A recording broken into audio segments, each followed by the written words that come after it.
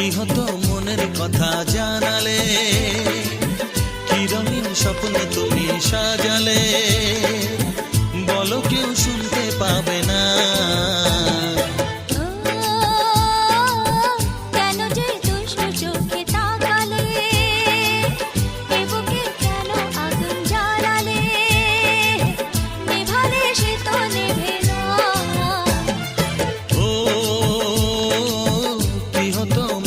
কথা জানালে।